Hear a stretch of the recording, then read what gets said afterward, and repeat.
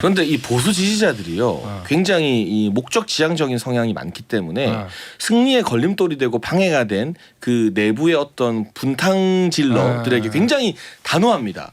심지어 당사자 입장에서는 억울한 경우도 있을 텐데 뭐 배신자 프레임 한번 씌워지면 10년이 그게 안 벗겨지기도 해요. 그게 옳고 그르고를 떠나서. 그래서 저는 이번에 강용석 후보는 보수의 역적이 되어서 원래 강용석 후보를 추종했던 뭐 지지했던 분들 사이에서도 상당 부분 민심을 잃고 동력을 상실하게 될 거라고 봐요. 김태현의 정치쇼. 자, 고정현 기자, 우리 10분 생각하셨어요? 친문은 어떻게 할지? 친문 열심히 이제 해야 되고 사이좋게 지내야 돼요. 사실 친문 친이가 이제 사이좋게 지내야 되는데 그러지 않을 것 같다는 게 가장 우려고. 전당대 때. 네. 뭐 하여튼 옛날부터 나왔던 말입니다. 당이 이제 패배하다 보면 어디까지 가냐. 결국 분당까지 간다.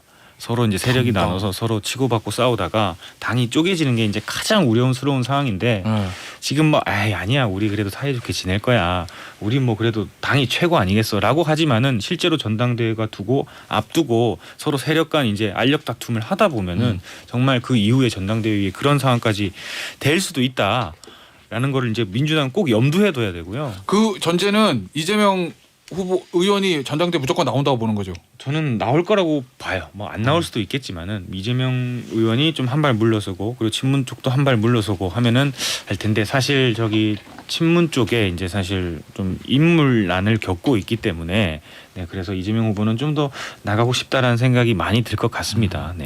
친문 쪽엔 대항마가 누가 있어요? 전당대. 지금 뭐 홍영표 의원이라든지 전해철 의원이 뭐 당권을 잡기 위해서 하고 있습니다만은 소위 예전에 그 소위 말하는 부엉이 모임. 네, 맞습니다.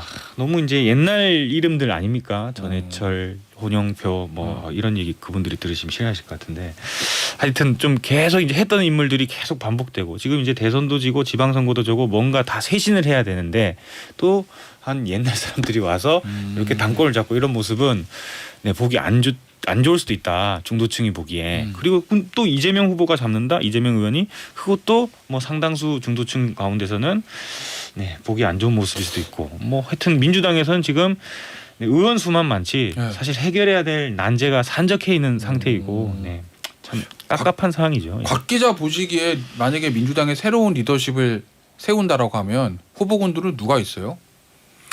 아니 뭐 당연히 민주당의 뭐 중진 의원들 중에 당 대표를 맡겼을 때 할 수 있는 사람은 많다고 보고요. 그러니까 딱히 뭐 누구는 된다 안 된다라고 할 게 아니라 아니 왜냐면 지금 그러니까 고정현 기자가 얘기한 게 양측이 한 발 물러선다는 거는 예를 들면 이재명 의원과 친문계가 타협을 해서 뭐 중간지대에 있는 인물을 당 대표로 새로 내세우겠다고 하면 관리형. 그게 누가 됐든 그 새로운 당대표가 될 수도 있는 겁니다. 근데 지금 그럴 수 있는 길은 아닌 것 같은 게 지금 좀 아까 저희가 이름을 들었던 뭐 홍영표 의원 그다음에 저 전해철 의원 두 분 다 오늘 아침에 페이스북에 글 쓰셨더라고요. 요지는 이제 그 젖잘싸 이런 거 안 된다. 전해철 의원도 혁신해야 된다. 예, 전해철 의원도 좀 아까 글 썼고 그 신동근 의원 등등 이제 친문 의원들이 다 거의 이재명 후보를 향한 거의 전면적인 공격 내지는 뭐 견제 이런 거에 지금 나선 분위기인 것 같습니다.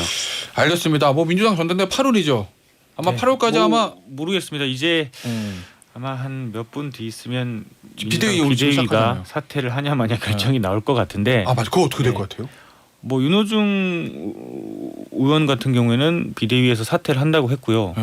근데 전혀 지금 속내를 알 수 없는 게 박지원 공동 비대위원장 같은 경우에 사실 사퇴를 하는 게 맞는 거거든요. 그런데 선거 졌으니까 어쨌든 선거를 졌으면 그걸 이끌었던 지도부는 당연히 사퇴를 해야 되는 겁니다. 그걸 안 해서 지난 대선 때 지도부였던 윤호중 원내대표가 계속해서 비대위를 맡으면서 지방선거를 이끄는 황당한 이런 움직임이 이어지면서 이번 지방선거에도 패배하는 어떻게 보면 한석을 놓았던 건데 똑같은 수순으로 간다? 박지원 공동 비대위원장 나이 어리고 뭐 참신한 이런 이미지가 있습니다만은 패배를 했으면 물러나는 게 맞을 텐데 지금 뭔가 안 물러날 것 같은 그런 움직임을 보이고 있어서 저도 좀 궁금해요. 어떻게 될지. 그러니까 박지원 비대위원장이 오늘 아침에 올린 페이스북 글을 보면 아쉽게 졌다. 그러나 내 말 들었으면 더 잘 됐을 것이다. 요약하면 이거거든요. 아, 그래요? 반성과 쇄신이 부족했다. 그런데 이제부터라도 쇄신 더 하면 우린 잘 될 수 있다. 김동연 후보 이긴 거 봐라. 이거는 우리가 새 인물 내세우고 쇄신해서 이긴 거다. 그러니까 여기서 패배에 대한 아쉬움이나 반성, 자숙, 성찰의 느낌은 거의 느껴지지 않고요. 내 말 들었으면 이겼어. 결국 너네 내가 쇄신할 때 딴지 걸었잖아. 그러니까 내 말 들어야 돼라는 강한 이 애고가 느껴져요. 그래서 박지원 공동 비대위원장이 비대위 전면 해체 순순히 동의할지 이거 미지수고 내심 이재명 의원 같은 경우도 비대위가 해체 안 하길 바라지 않을까. 왜냐하면 비대위가 해체하고 지도부 총사퇴하면 이번 선거 그만큼 책임이 크다는 건데 그럼 총괄선대위원장도 책임 더 크게 져야죠. 그런데 이 지도부는 해체했는데 2달 뒤에 총괄선대위원장 했던 분이 당대표 나온다는 게 말이나 됩니까? 그러니까 잘못했습니다. 그러나 지금 이 위기 상황에서 당을 그냥 버려놓을 수 없으니 이게 사고친 연예인들이 연기로 보답하겠습니다. 운동선수들이 우리 축구 잘해서 음주운전한 거 보답하겠습니다. 말도 안 되는 논리거든요. 이 사고 쳐놓고 잘못해놓고 우리가 전당대회까지 잘 관리하는 걸로 보답하겠습니다. 내가 당대표 되는 걸로 보답하겠습니다. 그 논리가 등장할 가능성이 경기도지사 승리로 좀 커지지 않았나 싶어요. 근데 박지원 위원장이 진짜 그런 얘기를 했어요. 김동연 경기도지사처럼 새 인물을 투입하면 이기는 거 봐라. 네. 근데 내가 궁금해서 그러는데 이재명 후보 개항을 나갈 때 그 비대위에서 공천한 거 아닌가? 네, 뭐 하여튼 서로 화합을 해서 이재명 후보를 내보내고 서울시장은 송영길 후보로 내세우고 이렇게 했었죠. 네. 본인도 그 공천할 때 도장 찍은 거잖아요. 공동 비대위원장으로. 뭐 너무 많은 책임을 다 박지원 위원장한테 씌우긴 좀 그렇지만 박지원 위원장도 사실 정치에 이번에 처음 발을 디뎠던 거고 다만 좀 미숙하게 결정을 했던 것도 있고 선거 일주일 앞두고 뭐 586 나가라. 네, 서울시장 후보로 송영길 열심히 뛰고 있는데 586 나가라라고 하는 굉장히 황당한 뭐 이런 것도 했지만 또 정반대 입장에서는 여러 가지 쇄신책들 2030 세대에서 내보낼 수 있는 그런 것들 지도부로서 한 것도 있거든요. 그래서 저는 진짜 좀 어떻게 해야 될지 사실 잘 모르겠습니다. 박지원 비대위원장이 스스로 판단해야 될 것도 있고 좀 주변에서도 좀 조언을 해야 될 것도 있습니다만은 저도 나가는 게 맞는 건지 안 나가는 게 맞는 건지 뭐 스스로 나가는 게 맞는 건지 뭐 잘 모르겠습니다. 사실. 박지원 비대위원장이 지금 쭉 했던 얘기를 보면 사실 본인이 혁신을 하자고 주장했던 뭐 이를테면 586 뭐 세대 교체라든지 아니면 뭐 이른바 팬덤 정치의 퇴출이라든지 또 이런 혁신적인 가치를 당에서 관철을 해야 된다라고 주장을 했는데 아마 지금 본인이 잘하겠다라고 하면서 비대위 물러나겠다는 얘기가 저도 혹시 있지 않을까라고 아침에 봤는데 그런 얘기가 없더라고요. 그렇게 그 거치 표명을 지금 안 하고 미루고 있는 거는 본인이 물러난다고 했을 때 이제 본인이 쇄신하자고 했던 내용을 이제 지금 민주당의 지금 주류 의원들이 그냥 뭉개는 게 아닐까. 아마 그런 걱정이 아마 박지원 위원장으로서는 좀 큰 것 같은데 그러면 뭐 물러날 수 있는 명분을 이를테면 뭐 윤호중 위원장이든 누가 됐든 뭐 누가 비대위원장이나 당대표가 되더라도 한다. 뭐 이런 식으로 물러날 명분을 만들어줄 수 있는데 근데 또 분명 윤호중 위원장은 그거 하겠다고 지금까지 절대 말을 안 합니다. 그러니까 뭐 그런 부분이 좀 서로 간에 뭐 조율이나 양보 뭐 이런 게 좀 있어야 될 것 같습니다. 알겠습니다. 요 얘기 좀 해보죠. 우리 김동연 경기도지사 극적으로 살아 돌아온 사나이. 이게 우리 선거를 구도를 깨기 쉽지 않다고 하는데 구도가 불리했잖아요. 왜냐하면 지금 보니까 경기도 기초단체장 선거는 국민의힘이 많이 이겼어요. 20곳 넘게 이겼죠. 그죠. 20. 네. 그러면은 밑바닥은 지금 김동연 민주당 후보가 졌다는 걸 밑바닥 민심은. 그런데 정작 본인의 경기도지사 선거에서 이겼네. 새벽에 막판 극적 역전승으로. 고 기자는 김동연 후보의 승리 요인은 어떻게 찾아요? 네, 일단 뭐 인물 자체가 뭐 경제부총리도 했고 뭔가 일은 잘할 것 같다는 느낌은 들거든요. 관료에서 최고 자리까지 올랐던 인물이고 그리고 뭐 그간 정치적으로 신인이기 때문에 크게 뭐 모난 점이 없었던 것도 이번 경기도지사 선거에서 표를 얻을 수 있는 좀 큰 요인이지 않았을까. 그리고 경기도 자체가 지난 대선 불과 석 달 전 대선에서 이재명 후보가 윤석열 후보보다 46만 표를 더 많이 가져갔거든요. 지금 표 차이 이겼죠. 네, 지금 표 차이 8,000표밖에 차이가 안 났는데 석 달 전에는 46만 표를 더 많이 가져갔었거든요. 그런 것도 좀 원동력이지 않았을까. 뭐 46만 표 이겼는데 석 달 만에 그거 다 까먹었으니까 사실 김동연 후보 입장에서도 김동연 이제 도지사네요. 도지사 입장에서도 좀 되돌아봐야 될 면이 많다고 생각을 합니다. 네. 장해찬 단장은 개인적으로 아쉽죠. 너무너무 아쉽죠. 왜냐하면 제가 봤던 어떤 정치인보다 이번에 김은혜 후보가 정말 열심히 선거운동했거든요. 근데 왜 진 것 같아요? 일단은 그래도 김은혜 후보의 선전이었다라고 평가를 좀 해야 될 것 같고요. 김은혜 후보가 지난 이제 불과 3달 전에 있었던 대선에서 아까 말씀하신 것처럼 5% 40만 표 이상의 격차를 이 정도 줄였기 때문에 사실 경기도 내에 출마했던 다른 시장 뭐 군수 이런 기초단체장 후보들이 20곳 이상 당선되는 선전을 할 수 있게 된 거예요. 이번에 또 경기도 도의회에도 국민의힘이 지금 과반 이상을 차지한 걸로 보여지고 있는데 그래요? 그러니까 네. 어쨌든 김은혜 후보가 전체 경기도 지방선거를 이끄는 기수 역할 결코 못한 것은 아니다. 이 대선에서의 격차를 이렇게 바로 좁히는 거 쉬운 일이 아니었다라고 평가를 하지만 조금 아쉬운 건 이제 세밀한 부분들 중간중간에 민주당에서 터뜨리는 여러 가지 네거티브나 또 마지막에 이제 재산 신고 실수 이런 부분에 대해서 이 세밀함이 조금 부족했던 부분 아쉬웠던 것 같고요. 강용수 후보가 끝끝내 사퇴하지 않았던 그 8,000표 그 5만 표 같은 경우도 전체 8,000표 차이를 미루어 보게 되면 좀 아쉬운 부분이죠. 다만 저는 여기서 단일 안에서 졌다라고 분석하는 것에는 동의하지 않습니다. 만약 인위적인 단일화나 후보 간의 어떤 가치 있는 그림이 그려졌으면 표차가 8,000표보다 더 벌어졌을 거라고 봐요. 그래서 그 부분에 대해서는 뭐 결과론적이긴 합니다만 어쨌든 강용수 후보라는 변수가 하나의 어떤 악재로 작용하긴 한 거죠. 알겠습니다. 하나만 더 지적을 하자면 그 뭐 민주당 측에서는 정당한 뭐 사실 검증이라고 할 거고 이제 국민의힘 측에서는 뭐 마타도어도 학색이다 이렇게 얘기를 하겠지만 결국은 막판에 그 재산 등록 그 실수 문제 그 16억 원 누락됐다는 거 그 부분이 막판에 이제 이슈로서는 상당히 힘을 발휘했던 것 같습니다.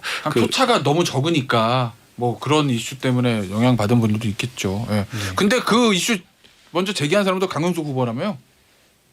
언론 보도 보니까 그렇더라고요. 뭐 재산 신고 관련해서 뭐 그 민주당- 토론회에서 제일 먼저 이야기했어요. 예, 민주당에서 얘기한 게 아니라 마지막 TV 토론 때 강용수 후보가 먼저 그 제기한 문제라고 언론 보도 보니까 그래서 참 그렇더라고요. 아쉬운 결과지만 이번 경기도지사 선거로 보수 진영의 어떤 소기의 성과가 뭔가 물어보면 네. 지역 조직을 조금 회복시켰다는 거, 어. 지자체장이나 도의원들 그리고 또 한 가지는 이 강용석 후보 같은 함량 미달의 정치인들을 퇴출시킬 명분을 찾았다는 거. 네. 이 정도가 이 경기도지사 선거에서 국민의힘이나 보수 진영이 얻은 성과가 아닌가 합니다. 뭐 그 저 강용석 후보에 대한 그 평가는 장해찬 단장 개인 의견으로 왜냐면 워낙 거기는 저 이런 항의를 많이 하시기 때문에 예, 제가 걱정이 돼서 이제 말씀을 드리는 거고. 항의할 거면 저한테 하세요. 예. 근데 퇴출은 안 될 것 같다는 생각이 듭니다. 네. 그 그래요? 앞에 용어는 제가 이해가 되는데 네. 퇴출은 안 되지 않을까. 오히려 뭐 나 때문에 경기도지사가 선거가 졌으니까 왜 나를 이렇게 잘 보듬어 주지 않았냐 이런 발언으로 오히려 정치적 선전을 하지 않을까 이런 식으로 또 정치적 영향력을 확대하려고 할 것 같습니다. 그런데 이 보수 지지자들이요 굉장히 이 목적 지향적인 성향이 많기 때문에 승리의 걸림돌이 되고 방해가 된 그 내부의 어떤 분탕질러들에게 굉장히 단호합니다. 심지어 당사자 입장에서는 억울한 경우도 있을 텐데 뭐 배신자 프레임 한번 씌워지면 10년이 그게 안 벗겨지기도 해요. 그게 옳고 그르고를 떠나서. 그래서 저는 이번에 강용석 후보는 보수의 역적이 되어서 원래 강용석 후보를 추종했던 뭐 지지했던 분들 사이에서도 상당 부분 민심을 잃고 동력을 상실하게 될 거라고 봐요. 알겠습니다. 한 3분 남았는데 차기 대선 후보로 발돋움할 수도 있을 것 같기도 한 국민의힘의 두 사람 얘기해 보겠습니다. 오세훈 시장, 장해찬 단장. 이제 누가 봐도 차기 하긴 뭐 지금 대통령 임기 한 달 된다 차기 얘기하면 좀 그렇긴 한데 차기 유력한 주자로 발돋움한 거죠 이렇게 되면. 그런데 이제 대선 질문 받자 오세훈 시장 같은 경우는 지금 아닙니다. 대선 생각할 때가 아니다. 서울에 산적한 문제가 많다고 하는데 이게 사실 현명한 태도예요. 지금 대통령 임기 극초반에 차기라는 단어를 쓰는 것조차 당사자에게도 도움이 안 되고 이 집권 여당이나 정부에게도 썩 달가운 일이 아니기 때문에 이제 유력한 기대주의인 것은 많습니다만 5년이라는 시간이 길잖아요. 또 지난 재보궐에서는 오세훈 시장이 당선되고 1년 동안 민주당이 발목 잡아서 내가 뭘 못했다라고 말할 명분이 있었는데 이제 그게 이제는 없네. 서울시의회도 국민의힘이 과반이에요. 구청장들도 많이 돌아왔고 남은 4년 동안 부동산 문제나 교통 문제 굵직한 현안에서 실력으로 뭔가를 보여줘야 하는 또 굉장히 큰 과제도 떠안게 된 거죠. 좋으면서도 한편 이제 서울시장 성과가 안 나오면 핑계 댈 데가 없어지는 거네요. 알겠습니다. 홍준표 대구시장께서 그 얘기 하시더라고요. 대선 뭐 어떻게 생각하시냐고 물어봤더니 4년 해보고 그 말 딱 남기셨습니다. 4년 해보고 네. 본인이 대구시장으로서 성과가 좀 낮다 싶으면 재도전하고 맞습니다. 그게 아니면 안 한다. 또 오세훈 물론. 서울시장에게도 마찬가지로 적용이 되겠죠. 알겠어요. 곽 기자, 안철수 이제 의원이네요. 네. 안철수 의원 원내로 들어온 거잖아요. 그래서 일단 그 어쨌든 원내로 들어와서 뭐 본인 앞에 이제 가능성이 열려 있는 상태이긴 한데요. 사실 당에서 지금 풀어야 될 숙제가 굉장히 많습니다. 기존에 가까웠던 뭐 세력 측근들 지금 사실 거의 없다고 보면 되고요. 본인 혼자 거의 제로 베이스에서 다시 정치를 시작하는 상태라고 봐야 될 것 같고. 안철수 걔라고 말하는 의원 0명이지 뭐. 아, 1명? 저 이태규 예, 정도인가? 그뭐 이태규 의원도 뭐 최근에는 소통이 그렇게 자주 하지는 않는다는 얘기도 있던데 그런 얘기가 직접 있죠. 확인은 안 해봤습니다만 그런 얘기도 있고요. 하여튼 그래서 안철수 의원 같은 경우에는 일단 당내에서 세력을 만드는 거, 그래서 뭐 차기 당권에 도전을 한다면 그러니까 이재명 후보 같은 경우에는 이재명 의원 같은 경우에는 뭐 나가는 게 과연 그게 뭐 맞느냐 안 맞느냐는 얘기지, 사실 나가면 당선이 유력하다는 거는 아무도 지금 그 의심의 여지가 없는데 네. 안철수 후보 같은 경우에는 나간다고 했을 때 그 가능성을 높이기 위한 노력을 지금부터 좀 해야 될 것 같습니다. 알겠습니다. 장혜찬 단장 보시기에는 안철수 의원하고 이준석 대표하고의 어떨 것 같아요? 다들 그걸 궁금해하길래. 워낙 사이가 안 좋으니까. 그런데 안철수 의원 입장에서요. 전대가 1년 남았는데 지금 현 지도부, 그러니까 어쨌든 대선 지선 승리한 현 지도부와 굳이 일찍 대립각을 막 노출시킬 필요가 없어요. 그렇게 해서 얻을 수 있는 실익이 하나도 없고 안철수 후보의 이제 앞으로의 주요 관건은 약점으로 지적받았던 의원들이나 정치인과의 스킨십, 이것도 활발하게 하면서 당내 지지 기반 만드는 거지, 지금 지도부 흔들기로 나서면서 당내 차기 당권 주자로 존재감 드러내겠다. 오히려 얻는 것보단 잃는 게 더 많을 수 있어서 내실을 다질 때라고 생각합니다. 이준석 대표의 미래는 어떻게 될 것 같습니까?